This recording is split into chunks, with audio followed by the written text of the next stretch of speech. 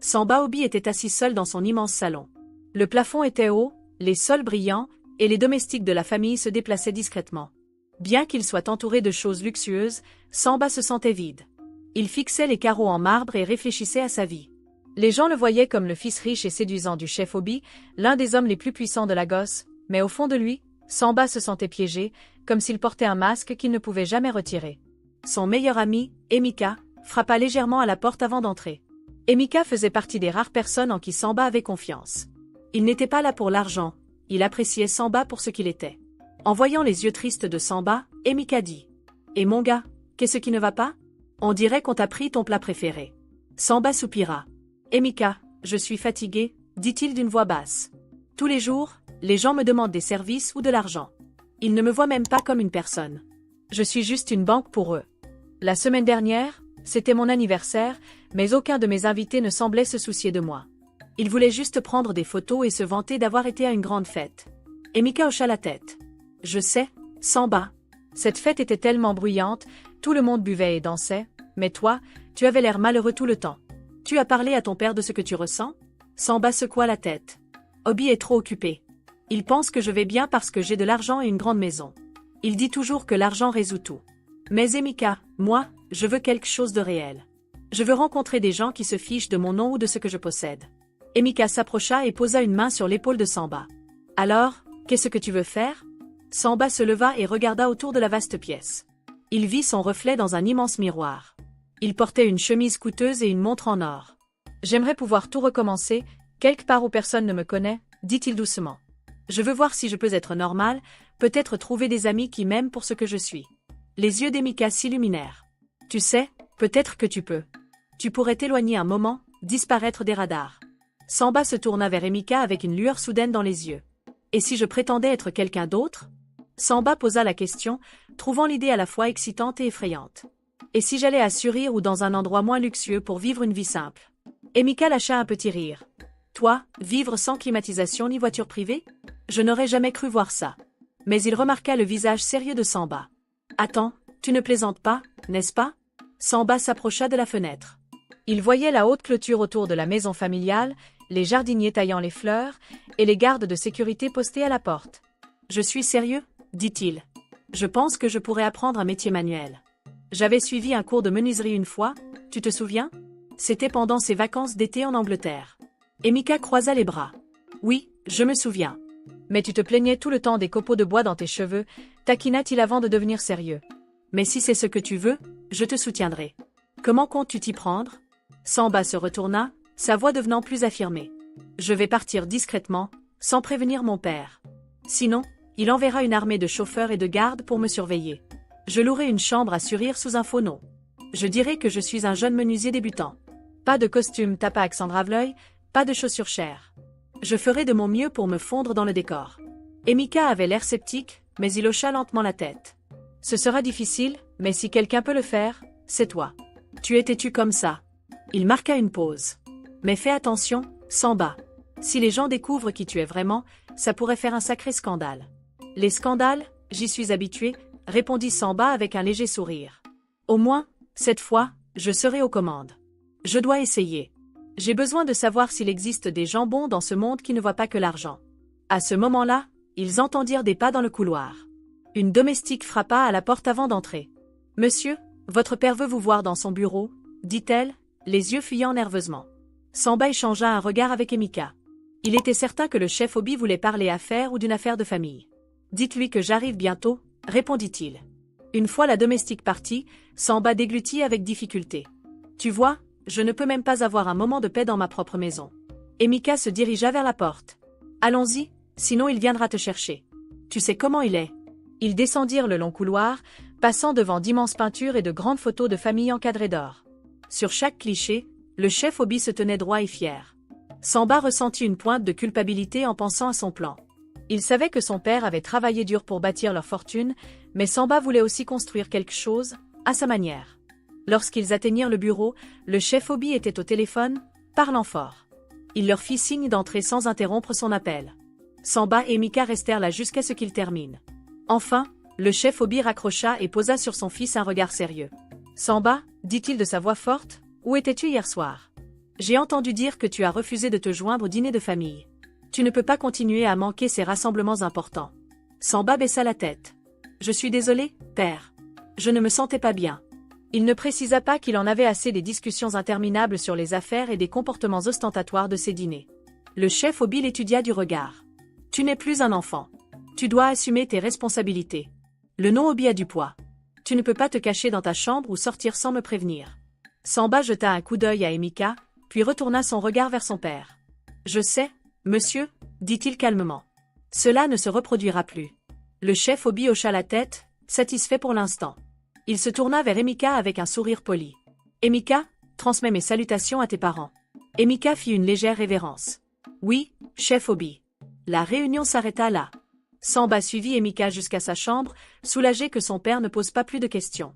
Dès qu'il ferma la porte, Samba poussa un long soupir. Tu vois, voilà ce que je dois supporter. Je ne peux pas être honnête avec lui pour l'instant. Il ne me laisserait jamais aller au bout de mon plan. Emika s'appuya contre le mur. Alors, tu vas vraiment le faire, comme ça? Samba ouvrit son placard et sortit une petite valise, puis il attrapa un t-shirt simple et un jean dans un tiroir. Il observa une fois de plus son reflet, remarquant les lignes d'inquiétude sur son front. Oui, dit-il, plus pour lui-même que pour quiconque. Je partirai demain ou après-demain. Je ne prendrai que quelques affaires pour ne pas attirer l'attention. Tu es le seul à être au courant. Emika s'approcha et lui tapota doucement l'épaule. D'accord, mon frère. Je suis là pour toi. Mais fais attention. Si tu as besoin d'argent ou de quoi que ce soit, dis-le-moi. Et si ton père commence à me poser des questions, je te couvrirai du mieux que je peux. Samba lui adressa un petit sourire reconnaissant. Merci, Emika. J'apprécie. C'est quelque chose que je dois faire seul. Je veux juste trouver la paix, et peut-être même un véritable amour. Je ne peux pas le trouver dans cette grande maison. Il ferma sa valise et la posa à côté de son lit. Alors que le crépuscule tombait à l'extérieur, les lumières du manoir s'allumèrent. Samba éteignit son téléphone, son cœur battant avec un étrange mélange de peur et d'excitation. Il réfléchit un instant à ce qu'il attendait à Surir, un endroit qu'il connaissait à peine. Il ignorait si les gens l'accepteraient ou s'il pourrait maintenir son mensonge, mais une chose était claire, il était prêt à essayer. À cet instant, il se sentit plus vivant que jamais. Demain, murmura-t-il pour lui-même en tapotant la valise. Je vais recommencer. Il ferma fermement la porte de sa chambre, coupant ainsi le bruit des domestiques qui se déplaçaient. Dans cet espace calme, la détermination de Samba grandit. Il voulait une nouvelle vie, il voulait rencontrer quelqu'un qui se soucierait de lui, et non de son argent, et s'il devait faire semblant d'être un pauvre menuisier pour cela, il était prêt. Il était prêt à tout donner. Tôt le lendemain matin, Samba sortit discrètement de son manoir familial avec juste un petit sac. Il s'assura que personne ne le voyait. Les portes étaient encore tranquilles et les gardes à moitié endormis. Le cœur de Samba battait fort alors qu'il marchait sur la route principale. Un taxi s'arrêta et il monta dedans. Il se sentait libre et effrayé en même temps. Quand il arriva à Surir, le taxi passa devant des rangées de magasins animés et des maisons serrées les unes contre les autres. Des gens vendaient de la nourriture au bord de la route et de la musique forte sortait des haut-parleurs voisins. C'était loin du quartier propre et calme où Samba avait grandi. Il respira l'odeur épaisse des gaz d'échappement mélangée à celle des accaras fraîchement frits. C'était accablant, mais il ressentait aussi une étrange excitation en lui. Il paya le chauffeur de taxi et descendit près d'une rue animée. Tout autour de lui bourdonnait de vie. Il regarda son téléphone une dernière fois pour vérifier l'adresse qu'Emika lui avait donnée. Il repéra un petit appartement d'une pièce qui l'attendait au coin de la rue. Il aperçut la peinture écaillée des bâtiments et la clôture brisée. Un homme se tenait dehors avec un trousseau de clés. « Tu dois être Kola » dit l'homme en hochant la tête amicalement. Il se présenta comme Modou, le gardien. Samba força un sourire, espérant paraître comme un type ordinaire. « Oui monsieur » répondit-il calmement. « Merci de me permettre de louer cet endroit à la dernière minute. » Modou haussa les épaules. « Pas de problème, mais le courant saute parfois et le robinet ne coule pas toujours. »« Assure-toi de chercher de l'auto, » dit-il. Samba essaya de ne pas paraître décontenancé, bien qu'il n'ait jamais eu à gérer ses problèmes tout seul auparavant. Il suivit Modou à l'intérieur. La pièce était petite, avec des murs fissurés. Un ventilateur au plafond tournait lentement, émettant un bruit de grincement doux. C'était tellement différent du manoir de son père, mais Samba se rappela que c'était exactement ce qu'il voulait, un nouveau départ. Après avoir déposé son sac, il sortit pour explorer. Le soleil était chaud et le bruit des voitures ne semblait jamais s'arrêter. Il vit des enfants courir pieds nus et des gens appeler les clients. Son premier objectif était de trouver un endroit qu'il pourrait utiliser comme atelier de menuiserie. Il traversa la zone du marché bondé, où des étals en bois bordaient les routes, vendant des fruits, des vêtements et des articles ménagers. Samba repéra un petit stand vide couvert d'une vieille toile de toit. Il se tenait près d'un coin, où les gens passaient souvent. Il se renseigna et trouva la propriétaire du stand, une femme robuste à qui tout le monde donnait le nom de Mama Chichi. « Tu veux louer mon stand ?» demanda-t-elle, le regardant avec curiosité. « Tu es sûr ? On ne fait pas de crédit ici. » Samba hocha la tête. « J'ai quelques économies, » répondit-il poliment. « Je veux ouvrir un atelier de menuiserie. » Mama Chichi rit un peu. « On verra, » dit-elle en lui donnant une clé. « Paye chaque semaine. Si tu ne paies pas, je te vire. » Elle ne souriait pas, alors Samba accepta rapidement. À l'intérieur du stand, Samba se rendit compte qu'il n'avait presque aucune idée de la façon de décorer un atelier. Il n'avait qu'un marteau, une petite scie et quelques clous qu'il avait achetés dans un magasin de bricolage à proximité, mais il refusa d'abandonner. Il balaya le sol, essuya les murs en bois et rangea ses outils soigneusement dans un coin. À midi, la sueur coulait sur son visage. Les gens qui passaient le regardaient. Un garçon curieux, Femi, pointa du doigt et dit Cola, avant de s'enfuir en riant. Samba essaya de ne pas se sentir gêné, se disant que chaque petit pas l'aidait à construire une nouvelle vie. Plus tard dans l'après-midi, son téléphone vibra. L'écran affichait un numéro venant du bureau de son père. Le cœur de Samba se serra. Il sortit et appuya le téléphone contre son oreille. Une voix ferme le salua. « Monsieur Samba, votre père veut savoir où vous êtes. Il dit qu'il y a une affaire urgente. » Samba avala difficilement, la sueur perlant sur son front. Il répondit calmement. Je suis en retraite pour me découvrir moi-même. Dites-lui que je rappellerai bientôt. Avant que la secrétaire ne puisse dire plus, il raccrocha, sentant une boule d'inquiétude dans sa poitrine. Il espérait pouvoir tromper les gens de son père encore un moment. À la tombée de la nuit, les lampadaires s'allumèrent. Samba décida d'acheter de la nourriture auprès d'un étal voisin. Il choisit une assiette de riz jollof et de plantains frits, l'arôme épicé faisant grogner son estomac. En mangeant, il réfléchissait à son plan. Il savait qu'il devait améliorer ses compétences en menuiserie rapidement, sinon personne ne lui apporterait de meubles. Si les gens découvraient qu'il n'était qu'un homme riche faisant semblant, ils se moqueraient de lui, ou pire, seraient en colère de ses mensonges. Il finit son repas et se promit de travailler plus dur le lendemain. En rentrant, il remarqua une femme mince qui passait par le marché. Elle portait un sac lourd et son visage semblait fatigué, mais il y avait une lueur particulière en elle. Samba ralentit ses pas, curieux.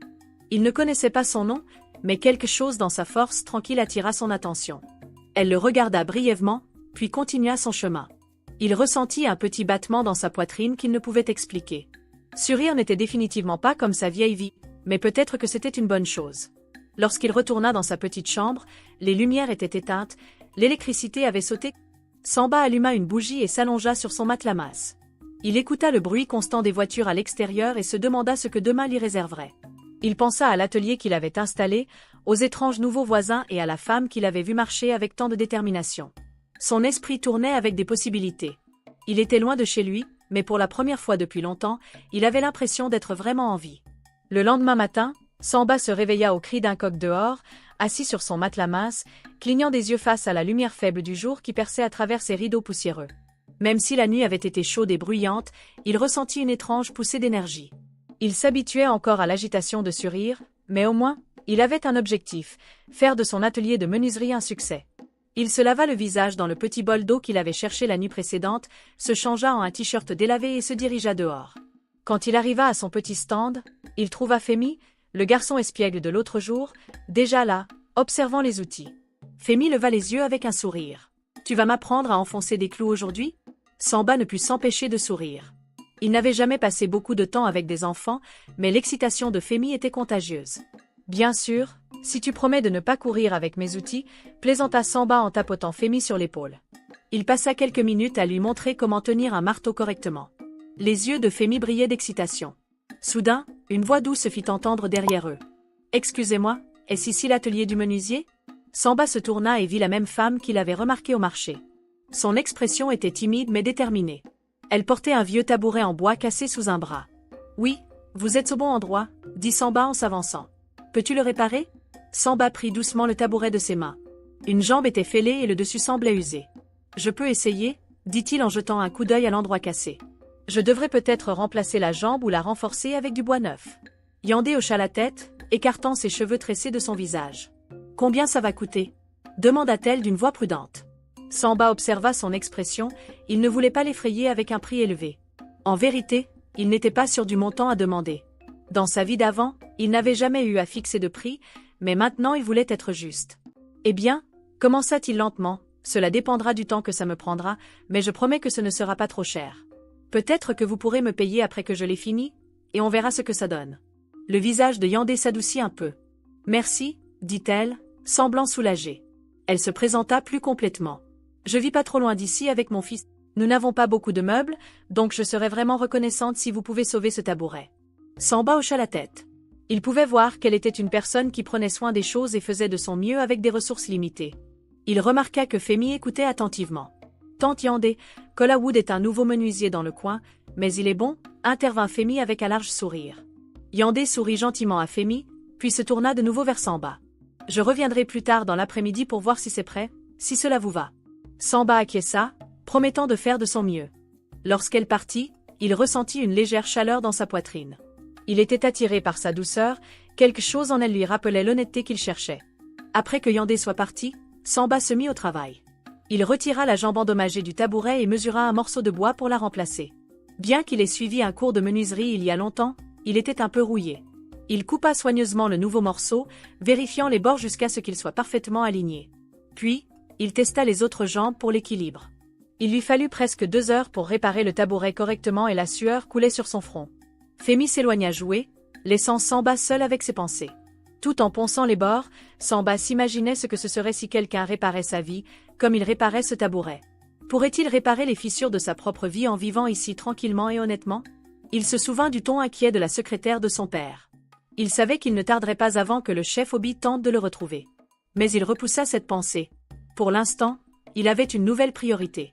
Surir, la menuiserie et la possibilité de rencontrer des gens bien comme Yandé. À midi, Yandé revint comme promis. Cette fois, un regard curieux dans les yeux, elle portait aussi un petit sac de cacahuètes grillées. « Je suis de retour », dit-elle calmement. « Vous avez eu de la chance avec le tabouret ?» Samba se leva, essuyant ses mains sur un chiffon. « Oui, je crois qu'il est réparé. Laissez-moi vous montrer. » Il posa le tabouret sur une surface plane de l'atelier et appuya doucement sur chaque coin. Le tabouret se tint droit. Yandé le testa également en s'asseyant délicatement. « Il ne bouge pas du tout », dit-elle d'un ton soulagé. « Merci beaucoup, Kola. Combien je vous dois ?»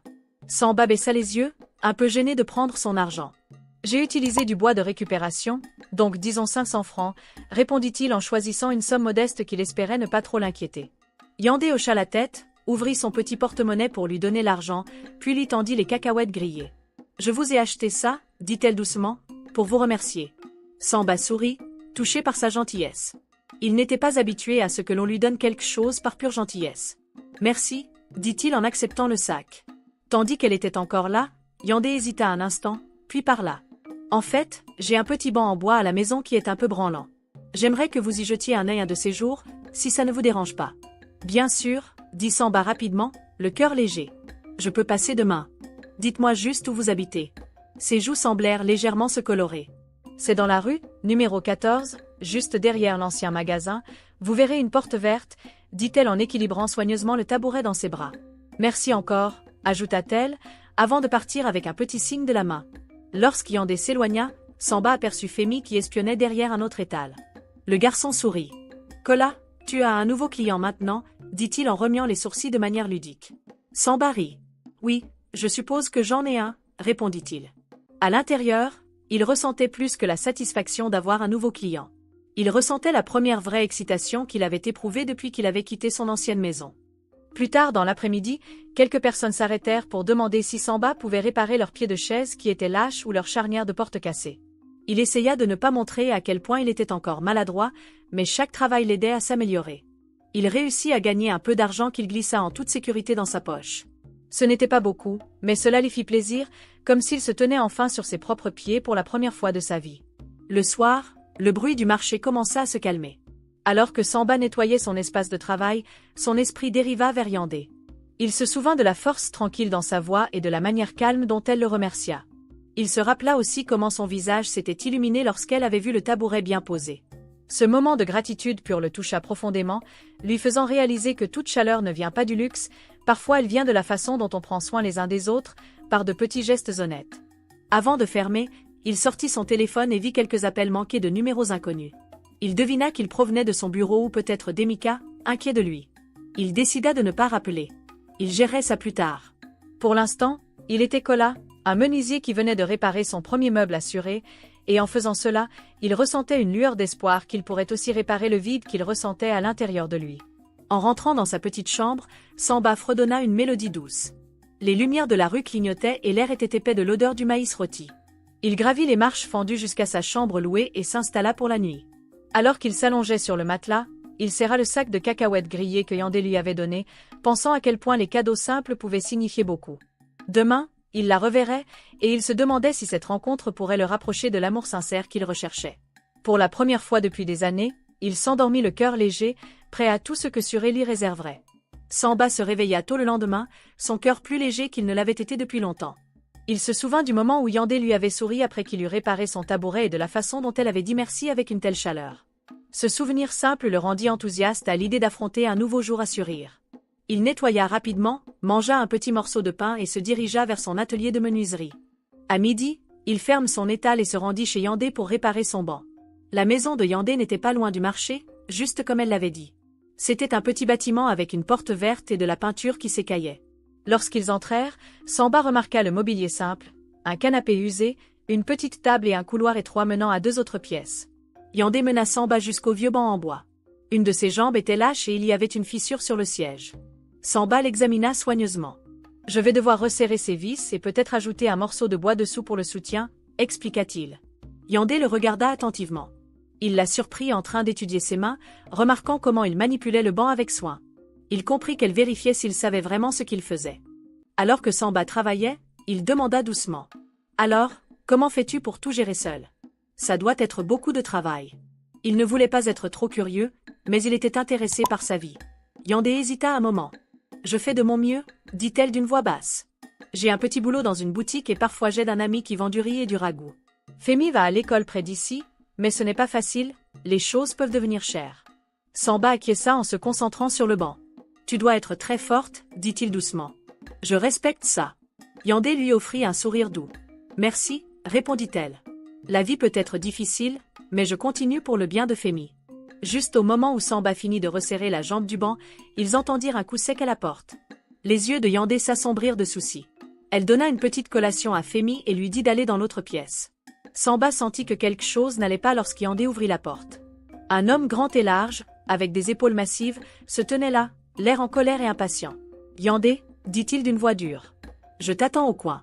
Tu n'as pas répondu à mes appels. » La voix de Yandé trembla un peu. « Théo, que veux-tu » demanda-t-elle en sortant pour que Femi ne l'entende pas. Samba se tenait silencieusement derrière elle, ne sachant pas quoi faire. Théo poussa la porte plus largement et regarda autour de lui.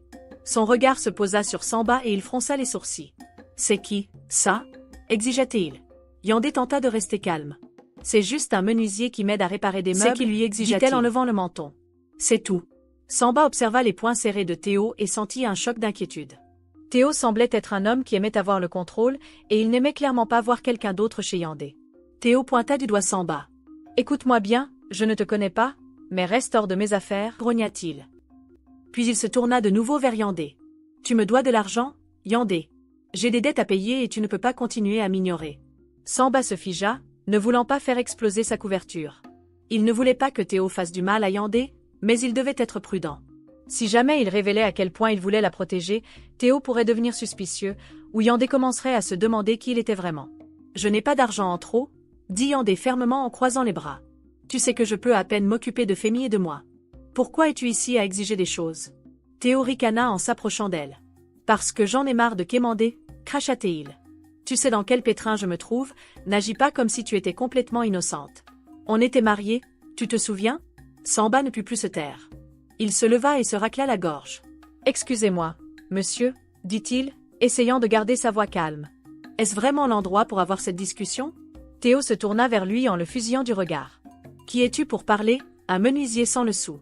Ne me teste pas. » Yandé se plaça entre eux, le visage pâle mais déterminé. « Théo, s'il te plaît, pars, » dit-elle. « Je t'appellerai si je trouve un moyen de t'aider, mais je ne peux rien faire pour l'instant. » Théo la pointa du doigt à nouveau. « Je reviendrai bientôt. Tu ferais bien d'être prête avec quelque chose, » dit-il avant de partir en claquant la porte si fort qu'elle en trembla. Yandé resta un moment là, les épaules affaissées. Samba remarqua que ses yeux brillaient de larmes qu'elle tentait de retenir. Il s'approcha doucement. « Ça va » demanda-t-il à voix basse. Elle secoua la tête. Désolée que tu aies vu ça, murmura-t-elle. Théo est mon ex-mari. Il est endetté depuis des années et il essaie toujours de me forcer à lui donner de l'argent. Je n'en ai pas, et même si j'en avais, je ne suis pas sûre que je veuille l'aider. Samba regarda la porte, la colère bouillonnant en lui, mais il la retint. Il ne devrait pas te traiter comme ça, dit Samba en serrant les mâchoires. Mais je comprends si tu ne veux pas que je m'en mêle. Yandé essuya ses yeux. Tu as été très gentil, Kola, mais c'est mon problème à moi. Ça me fait juste mal qu'il exige des choses alors que Femi et moi, on peine à joindre les deux bouts. Samba s'approcha un peu plus, baissant la voix pour que Femi ne les entende pas. Je peux t'aider si tu en as besoin, dit-il. Je peux lui parler, ou peut-être t'aider à réfléchir à un plan. Yandé offrit un petit sourire triste. C'est très gentil, mais Théo peut être dangereux. Je ne veux pas que tu te fasses mal. Samba remarqua sa manière de vouloir protéger les autres. Elle ne voulait de problème pour personne. Il l'admira, mais il se sentait aussi frustré que Théo puisse revenir à tout moment. D'accord, chuchota-t-il. Sache juste que tu n'es pas seul. Je suis là si tu as besoin de moi. Yandé acquiesça, puis força un petit sourire. Merci, finissons ce banc, au moins je pourrai avoir une chose en moins à m'inquiéter. Ils se dirigèrent tous deux vers le siège en bois. Samba appuya sur la jambe qu'il avait réparée, elle tenait bien, même si la petite fissure sur le siège nécessitait encore d'être réparée. Il travailla avec soin, reconnaissant d'avoir quelque chose d'autre sur quoi se concentrer. La tension dans la pièce était palpable lorsque le banc sembla solide. Yandé tenta de s'asseoir dessus. « C'est bon, dit-elle d'une voix basse mais sincère. Je t'apprécie plus que tu ne le sais. » À ce moment-là, Femi sortit de l'allée, les yeux ronds de préoccupation. Il vit sa mère assise sur le banc et s'approcha lentement. « C'est réparé maintenant ?» demanda-t-il timidement, jetant des regards autour de lui comme s'il craignait que Théo soit encore là. Samba se pencha pour être à la hauteur de Femi. « Oui, c'est réparé, répondit-il en tendant la main pour tapoter le banc. Tu peux même sauter dessus si tu veux, mais fais attention. Femi esquissa un petit sourire et le testa en faisant un petit bond, souriant quand il sentit qu'il ne vacillait pas. Yandé passa un bras autour de son fils. Merci, Kola, répéta-t-elle, d'une voix plus calme. Je suis désolée pour tout ce drame. Samba secoua la tête. Pas besoin de t'excuser. Je veux juste que toi et Femi soyez en sécurité. Il jeta un coup d'œil à l'horloge sur le mur. Il était presque midi et d'autres clients l'attendaient à son étal.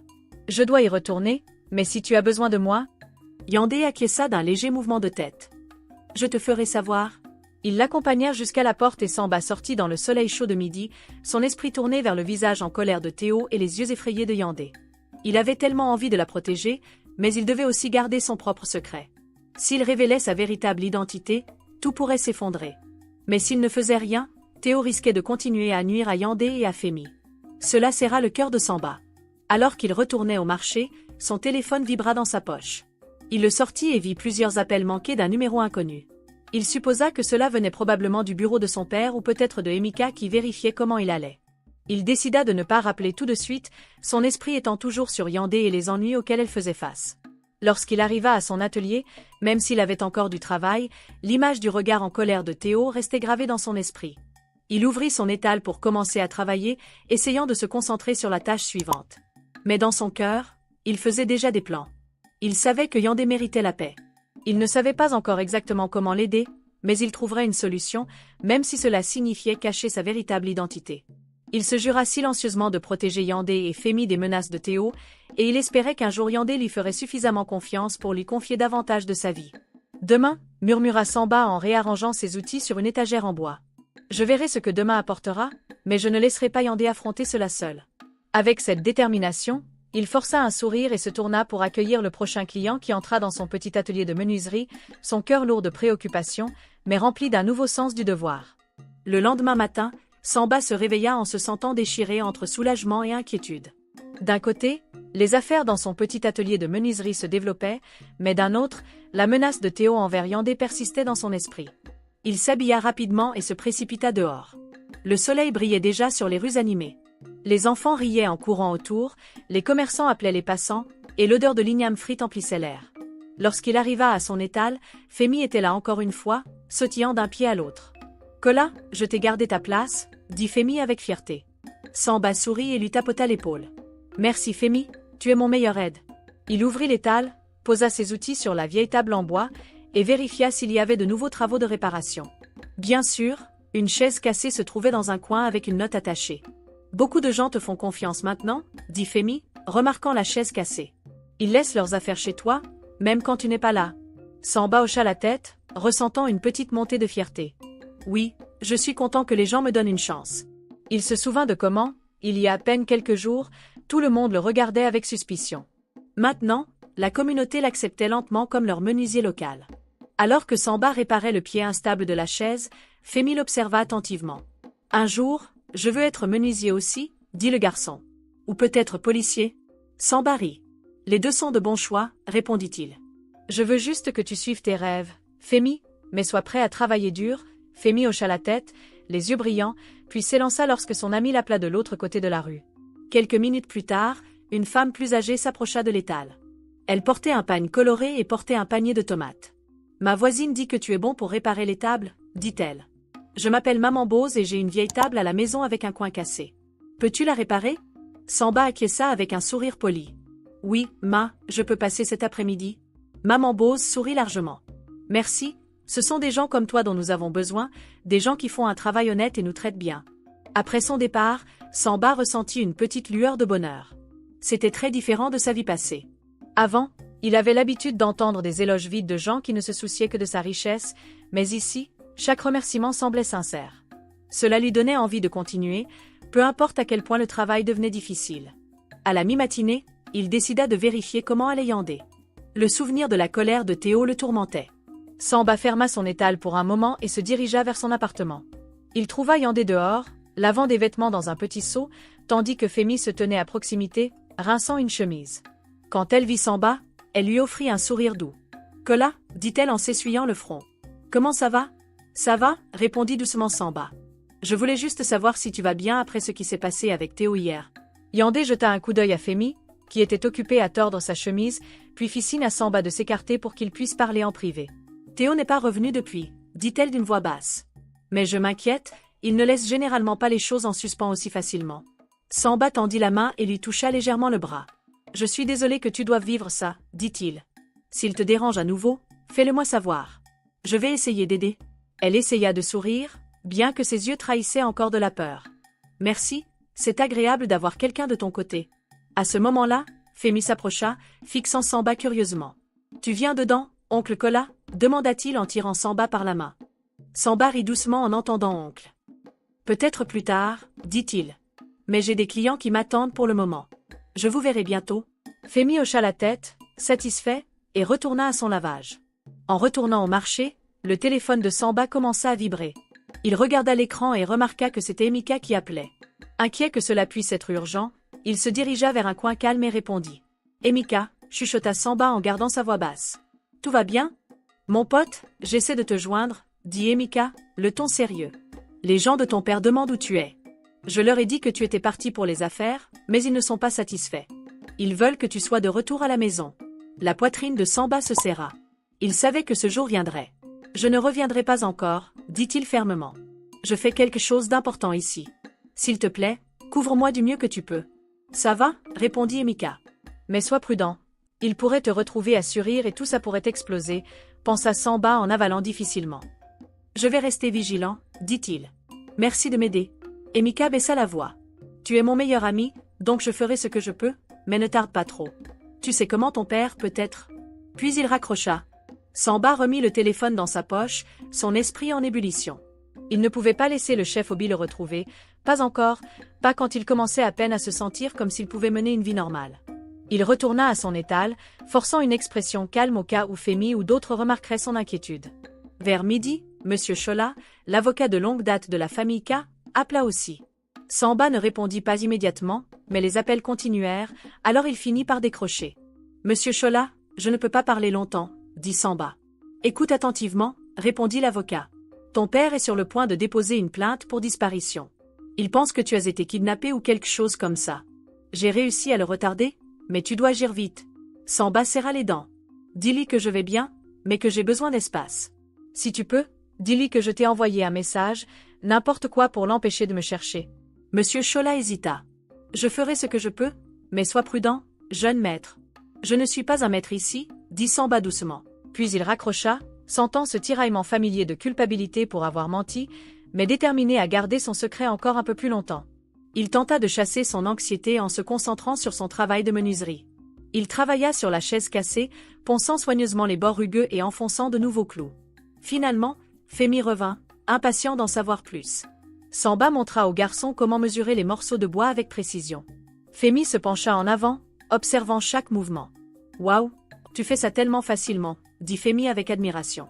Samba força un petit rire. « Ça prend juste de la pratique », dit-il en tendant à Femi un mètre ruban. « Continue d'apprendre et tu deviendras encore meilleur que moi un jour. » Une heure plus tard, Yandé s'arrêta à l'étal, les yeux s'illuminant en voyant Samba enseigner à Femi. « Il est tellement heureux », remarqua-t-elle en souriant au garçon. « C'est agréable de le voir intéressé par quelque chose. » Samba hocha la tête en s'essuyant le front. « Femi est intelligent, il apprend vite. » Puis il offrit à Yandé une petite chaise pour s'asseoir.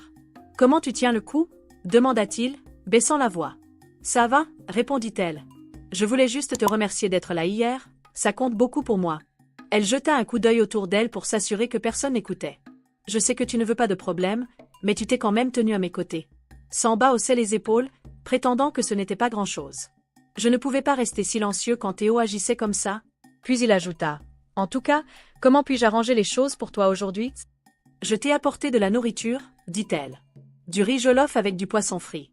Je l'ai préparé ce matin. » Les yeux de Samba s'agrandirent. « C'est tellement gentil de ta part, merci Andé, » dit-il, ressentant une chaleur se répandre dans sa poitrine. Il n'avait pas mangé de repas maison comme celui-ci depuis un moment. « Ça a l'air délicieux, » ajouta-t-il en ouvrant légèrement le couvercle pour sentir le riz épicé. Yandé semblait ravi. « Tu as tellement travaillé dur et je voulais faire quelque chose de gentil. » À ce moment-là, Femi intervint. « Tati Yandé, est-ce que je peux goûter aussi ?» Samba et Yandé rirent, et Yandé lui donna une petite cuillère de riz. Le visage de Femi s'éclaira. « Miam !» s'écria-t-il en sautillant sur place.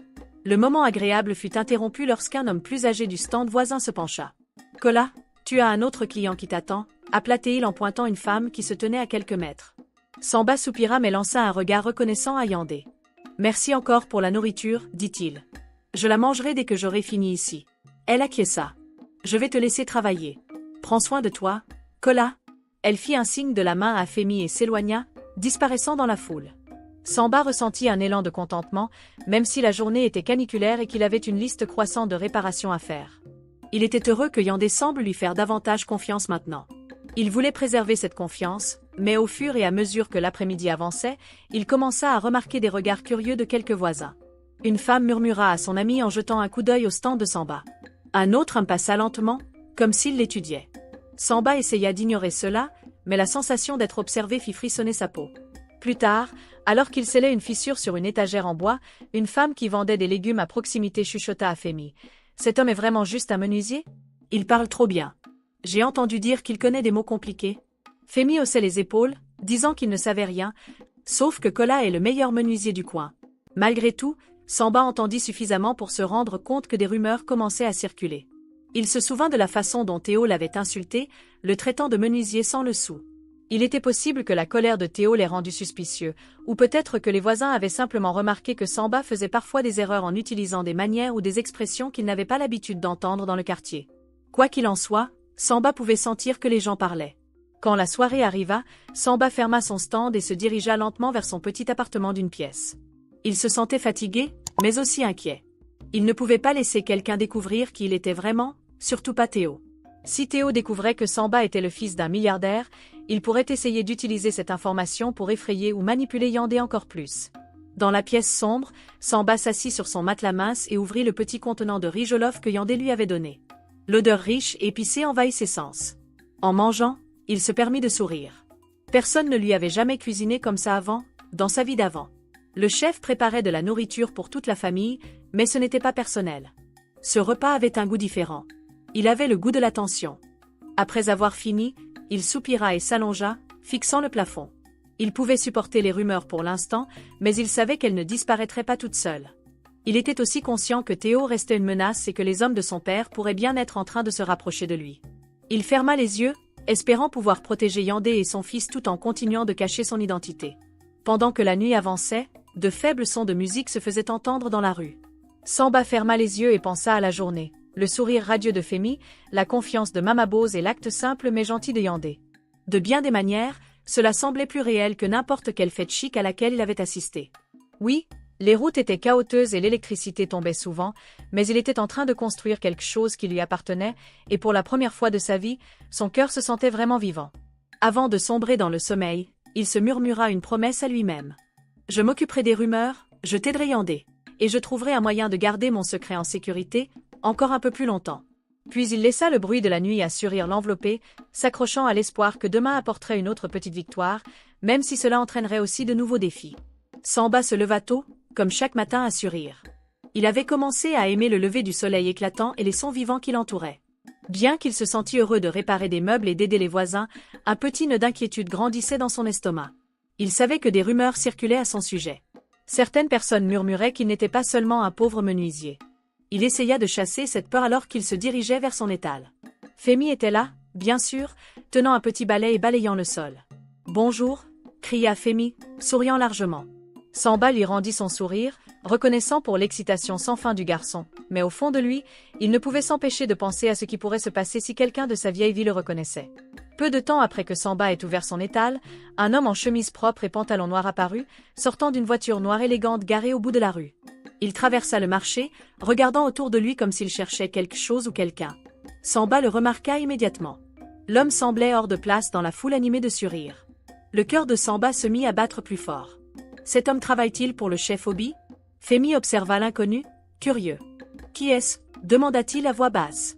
Samba secoua la tête. Je ne sais pas, répondit-il calmement. Peut-être qu'il est juste perdu. Ne t'inquiète pas. Mais il ne pouvait s'empêcher que ses mains tremblent légèrement. Un moment plus tard, l'homme croisa le regard de Samba et commença à marcher vers lui. L'estomac de Samba se serra. Pour cacher sa panique, il fit semblant de se concentrer sur un tabouret cassé. Femi resta près de lui, l'air confus. « Es-tu Kola » demanda l'homme, d'une voix lisse mais sérieuse. Samba hocha la tête, forçant un sourire. « Oui, c'est moi.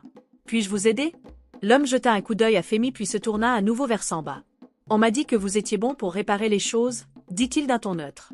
J'ai une patte de table à réparer. » Le cœur de Samba ralentit un peu. Peut-être que ce n'était qu'un nouveau client. « Oui, monsieur, je peux la réparer, » répondit-il en essayant de rester calme. « N'hésitez pas à la ramener. » L'homme fixa Samba pendant un long moment puis se détourna et partit. Samba poussa un soupir de soulagement, mais il ne pouvait ignorer ce sentiment étrange que l'homme l'étudiait soigneusement. Femi toucha le bras de Samba. « Il semble effrayant, » dit Femi. Samba lui donna une petite tape sur l'épaule. « Ça va, Femi. Je suis sûr que ce n'est rien, » espérant se convaincre lui-même aussi. Au fur et à mesure que la journée avançait, Yandé arriva, portant un petit sac d'objets qu'elle voulait que Samba répare. « Bonjour, dit-elle en souriant en posant le sac. J'ai trouvé ces vieilles cuillères en bois dans ma cuisine. Pourriez-vous les poncer et les rendre lisses à nouveau ?» Samba hocha la tête. « Bien sûr, c'est une réparation facile. » Puis il baissa la voix. « Comment ça va à la maison? Plus de problèmes avec Théo ?» Yandé détourna le regard, son visage tendu. « Il n'est pas revenu depuis quelques jours, mais je m'inquiète toujours, » dit-elle, puis lui donna un sourire courageux. « Merci de demander, ça fait du bien de savoir que quelqu'un se soucie. » Juste à ce moment-là, une femme vendant des fruits de l'autre côté de la rue appela bruyamment. « Yandé, viens ici s'il te plaît. » Yandé sembla préoccupée alors qu'elle se précipitait. Samba regarda, confus. Quelque chose n'allait pas? Un instant plus tard, la marchande de fruits jeta un regard acéré à Samba et dit quelque chose qui fit écarquiller les yeux de Yandé. Yandé se tourna lentement pour fixer Samba. Il ne pouvait pas entendre leurs mots exacts, mais il sentit son cœur commencer à s'emballer. Finalement, Yandé revint, son visage pâle. « Kola, est-ce vrai que tu n'es pas celui que tu dis être ?» demanda-t-elle d'une voix tremblante. Elle a dit que les gens parlent, qu'on dit peut-être que tu es riche, que tu te caches des ennuis. La gorge de Samba se dessécha. Il essaya de garder sa voix stable. « Je ne t'ai jamais dit quoi que ce soit de faux à propos de mon travail. Je suis menuisier ici. Je veux une vie honnête. » Yandé cligna des yeux, essayant de comprendre ses mots. « Mais viens-tu d'une famille riche ?» Avant que Samba ne puisse répondre, Yemi pointa la route. « Kola, regarde » cria-t-il. Samba se tourna et vit Théo marcher vers eux, les yeux pleins de colère. Yandé écarquilla les yeux. « Je t'ai dit de rester loin de mes affaires » cria Théo en pointant Samba du doigt. « Tu crois que je ne sais pas ce qui se passe? Les gens disent que tu es plein d'argent, que tu fais semblant d'être pauvre et que tu essaies de jouer au héros avec ma famille. » Le cœur de Samba battait si fort qu'il peinait à réfléchir. Il voulait nier pour protéger son secret, mais Théo faisait un esclandre devant tout le monde. Les marchands de fruits et les clients passants s'étaient arrêtés pour regarder. Yandé s'interposa devant Théo. « Même si Kola a de l'argent, ça ne change pas le fait que tu continues à nous menacer, dit-elle, sa voix tremblante mais ferme. J'en ai assez que tu apparaisses juste pour nous effrayer. Théo fixa Yandé puis se tourna de nouveau vers Samba. Tu veux la protéger de moi? Vas-y, donne-lui tous tes milliards ou ce que tu as, ça ne changera pas le fait qu'elle est à moi à gérer. Samba ressentit une vague de colère. Il avait passé sa vie à éviter les drames, mais voir Théo parler ainsi fit bouillir son sang. Ne parle pas d'elle comme si c'était ta propriété, s'écria Samba. Elle t'a quitté pour une raison. Théo fit un pas en avant, les poings serrés. La foule autour d'eux retint son souffle. Les mains de Yandé tremblaient à ses côtés. Femi semblait prêt à s'enfuir, mais juste à ce moment-là, un bruit sourd se fit entendre et un homme plus âgé, habillé proprement, émergea de la foule. Samba le reconnut immédiatement. C'était l'un des assistants personnels de son père, Monsieur Adli. L'esprit de Samba tourna. Pourquoi était-il ici? Monsieur Adli toussa pour attirer l'attention. Maître Samba, dit-il d'une voix basse, ses yeux scrutant la foule. S'il vous plaît, venez avec moi. Votre père est extrêmement inquiet. Il m'a envoyé pour vous trouver. Des murmures et des exclamations se firent entendre tandis que la mâchoire de Théo tomba. Yandé fixa Samba, les yeux écarquillés. Femi s'accrocha à la chemise de Samba, l'air perdu. Tout le monde comprit la vérité d'un coup. Samba n'était pas simplement Kola, il venait d'une famille riche et avait disparu depuis des semaines. Yandé recula d'un pas, son visage blême. Alors c'est vrai, murmura-t-elle, des larmes commençant à briller dans ses yeux. Pendant tout ce temps, tu m'as menti sur qui tu es. La poitrine de Samba sembla sur le point d'exploser. Il voulait expliquer pourquoi il avait caché son identité, dire qu'il cherchait simplement une connexion humaine réelle, mais les mots ne sortaient pas. Tout le marché était silencieux, attendant sa réponse. Soudain, Théo éclata de rire d'un rire sec et moqueur. « Regardez ça, un faux menuisier, alors tu es milliardaire, hein ?» Il se tourna vers Yandé. « Il n'est pas mieux que moi, juste un autre menteur. » Yandé lança un regard furieux à Théo, mais la douleur dans ses yeux était évidente. Samba essaya de la rejoindre, mais elle se détourna encore, des larmes coulant sur ses joues. « Tu m'as laissé penser que tu étais pauvre, tu m'as laissé partager mes difficultés tout en cachant ta vie, » dit-elle, la voix tremblante. « Pourquoi, Kola, ou qui que tu sois ?» Samba ouvrit la bouche pour parler, mais Monsieur Adli lui attrapa le bras. « Nous devons y aller maintenant, » dit Led, presque hurlant. « Ce n'est pas sûr pour vous. »« Je me fiche de ce que veut mon père, » répondit Samba en secouant son bras.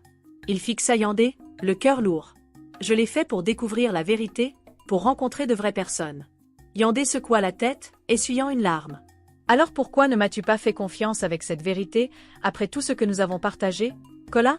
Sa voix se brisa sur son nom, ce qui fit se tordre le cœur de Samba. « Tu mens tous les jours. » Avant que Samba ne puisse répondre, Théo se précipita en avant, pointant un doigt accusateur. « Sors d'ici, garçon riche. » Il cria. « Ne t'approche plus de Yandé, tu as déjà causé assez de dégâts. » La foule commença à murmurer, certains secouant la tête en signe de désapprobation, d'autres simplement choqués. Les yeux de Femi se remplirent de larmes et il tire sur la chemise de Samba. « Kola, tu pars. » Samba s'agenouilla et serra le garçon dans ses bras. « Femi, je suis tellement désolé. » murmura-t-il, la voix lourde d'émotion. « Je n'ai jamais voulu vous faire de mal. » À ce moment-là, Monsieur Adel fit un signe de tête au chauffeur qui démarre le moteur de la voiture noire. Samba sentit tout s'effondrer autour de lui. Il voulait rester, réparer les choses, mais le poids de ses mensonges l'écrasait. La foule du marché se sépara tandis qu'il se levait lentement et reculait. Yandé était là, les yeux remplis de douleur et de confusion. Théo les regarda tous les deux, avec un sourire satisfait. Samba jeta un dernier regard à Yandé, désirant lui dire qu'il tenait réellement à elle et à Femi, mais il vit la trahison dans ses yeux et cela le brisa. Il se tourna et suivit Monsieur Adel à travers les spectateurs stupéfaits. Les pleurs de Yemi résonnaient derrière lui, mêlés aux sanglots silencieux de Yandé. Théo cria quelque chose de cruel, mais Samba l'entendit à peine, noyé dans le bruit de son propre cœur battant. Le chauffeur ouvrit la porte de la voiture et Samba se glissa à l'intérieur. Alors que la voiture s'éloignait, il regarda par la fenêtre. Les rues de Surir se floutaient avec la couleur et la vie, une vie qu'il pourrait ne jamais vivre de la même manière. Il était venu ici à la recherche de l'amour véritable et de vraies amitiés. Maintenant, il partait le cœur brisé et avec la douloureuse vérité que chaque mensonge a un prix. Dans le rétroviseur, Samba aperçut un dernier regard de Yandé, debout près de son étal abandonné de menuiserie. Ses épaules tremblaient et le tabouret qu'il avait réparé pour elle était renversé par terre. Toby était à ses côtés, les larmes aux yeux, et Théo se tenait prêt à fondre sur eux avec de nouvelles exigences. La voiture fit un virage et ils disparurent de la vue. Samba appuya son front contre la vitre froide.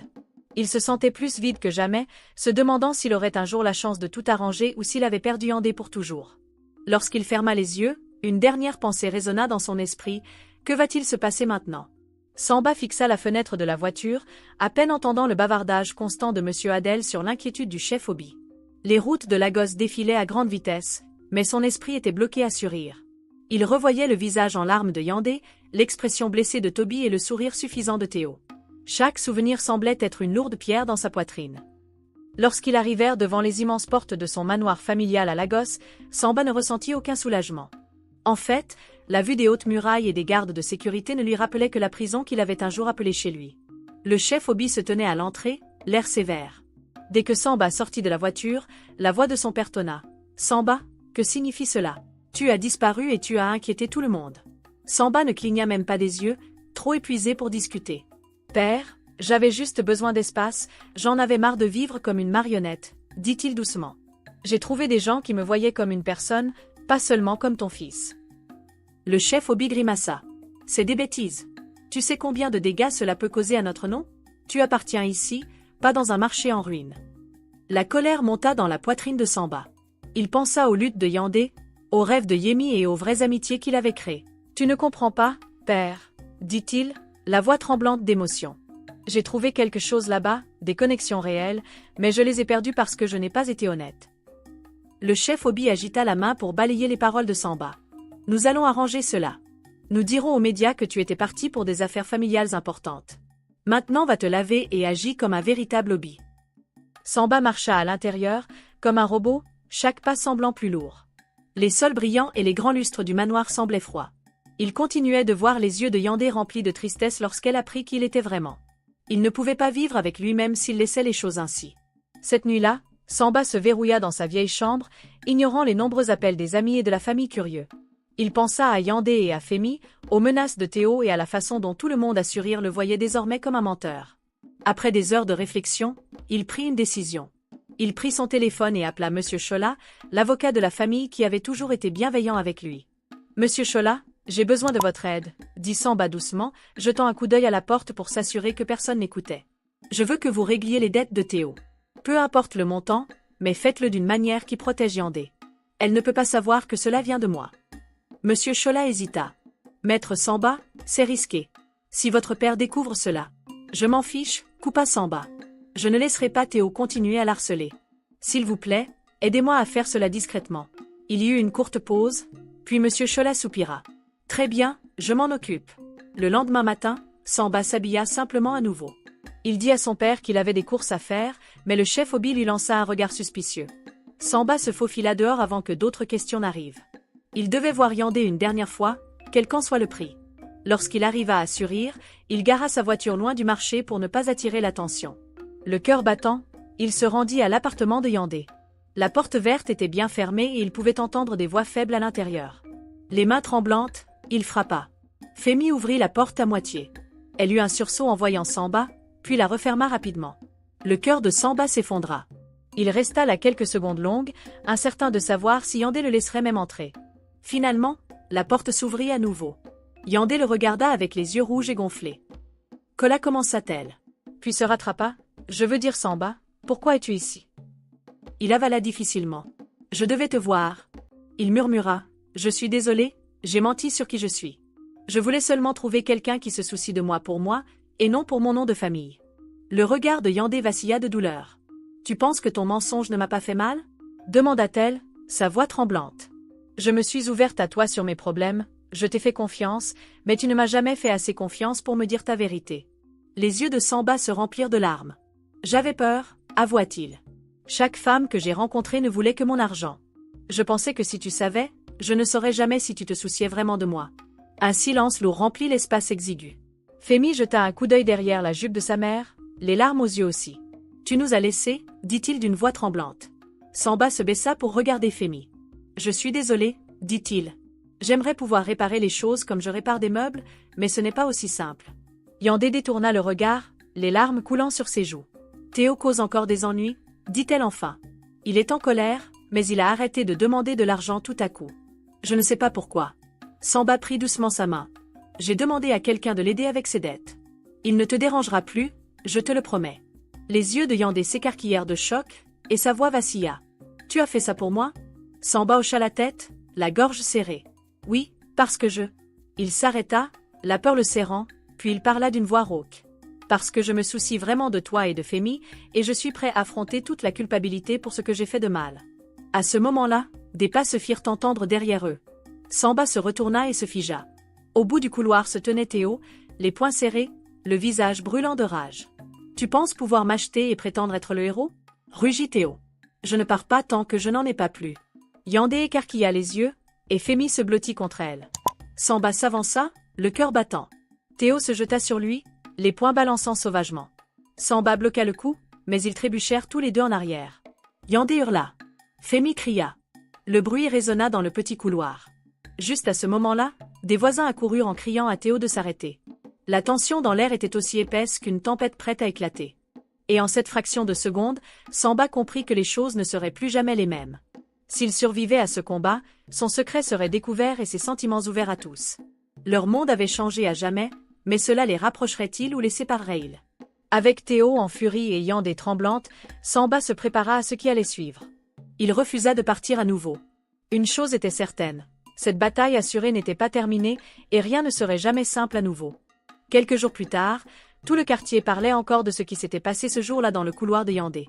Théo avait essayé de blesser Samba, mais les voisins étaient intervenus, séparant les deux hommes. Quelqu'un appela la police, et Théo fut emmené en hurlant qu'il ne les laisserait jamais en paix. Samba avait une coupure au bras, mais il se souciait plus de la douleur dans les yeux de Yandé. Il resta à Surir un peu plus longtemps, attendant de voir si elle lui parlerait. Femi garda ses distances aussi, incertain de savoir si Samba était un ami ou un ennemi. Samba se sentait comme si son cœur se déchirait en deux.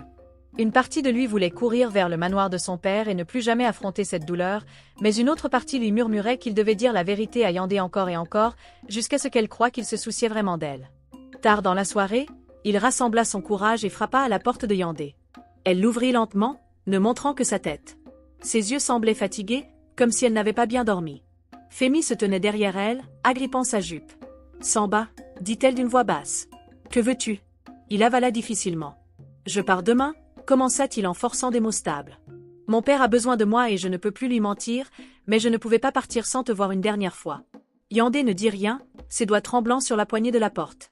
Femi leva les yeux, la curiosité dans les yeux. « Je sais que j'ai gâché les choses » continua Samba, la gorge serrée. « Tu n'as aucune raison de me faire confiance à nouveau, mais tout ce que j'ai ressenti ici, à Surir, c'était réel.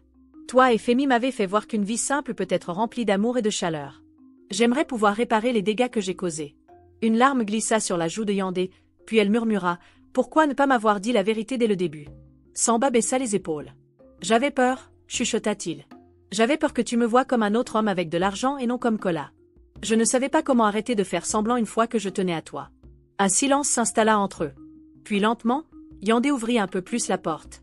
Femi fit un petit pas en avant, l'espoir brillant dans ses yeux, mais aucun d'eux ne prononça un mot de pardon. Samba se sentit déchiré, ne sachant pas s'il y avait un chemin à suivre. Enfin, Yandé parla de nouveau, la voix tremblante. « Tu devrais partir, dit-elle.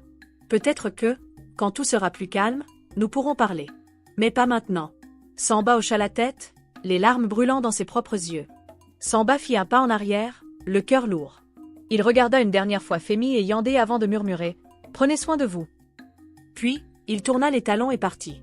Les rues de Surir semblaient plus sombres ce soir-là, comme si elles reflétaient le poids de ses émotions. Les semaines passèrent, et la vie à Surir reprit son cours. Pendant ce temps, Samba, de retour chez son père, essayait de reconstruire sa vie. Mais chaque jour, il pensait à Yandé et Femi. Le souvenir de leur regard ne le quittait pas. Il commença à écrire des lettres, expliquant ses peurs, ses regrets, et son espoir de pouvoir un jour regagner leur confiance. Bien qu'il ne les envoyât pas, ces mots lui servaient de catharsis, un moyen de faire face à ses erreurs. Un jour, plusieurs mois après son départ, Samba reçut un message inattendu. C'était une photo de Femi tenant un jouet qu'il avait réparé lors de son séjour à Surir. Dessous, un simple mot « merci ». Samba sentit son cœur se réchauffer légèrement. Peut-être, pensait-il, qu'il y avait encore un espoir. Encouragé par ce petit geste, il décida de retourner à Surir, non pour forcer un pardon, mais pour montrer qu'il était prêt à changer. Avant de quitter la maison familiale pour retourner à Surir, Samba se retrouva face à face avec son père dans le grand salon du manoir. Le silence pesait lourd, seulement rompu par le bruit du feu crépitant dans la cheminée. Rassemblant son courage, Samba lui tendit une lettre qu'il avait écrite la veille. « Je pars, père, déclara-t-il d'une voix calme mais ferme. Je ne reviendrai pas tout de suite. J'ai besoin de temps pour comprendre qui je suis et ce que je veux dans cette vie. » Le visage de son père se durcit, ses yeux brillants de colère. « Tu fuis encore, Samba? Tu crois que la vie te fera des cadeaux parce que tu refuses tes responsabilités ?» tonna-t-il. Mais derrière la dureté de ses mots, il y avait une lueur de résignation, un homme qui commençait à accepter qu'il ne pouvait plus contrôler son fils. Samba, malgré la tension, garda son calme. « Je ne fuis pas, père.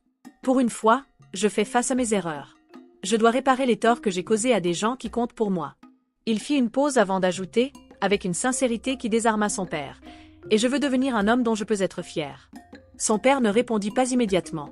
Il détourna le regard, puis finit par lâcher un soupir las. « Fais ce que tu crois juste, » murmura-t-il, presque à contre-cœur. « Mais ne t'attends pas à ce que je vienne te chercher si tu échoues. » Samba hocha doucement la tête, respectant la barrière que son père tentait de maintenir entre eux. « Je ne le ferai pas, » répondit-il avant de quitter la pièce, laissant son père seul avec ses pensées.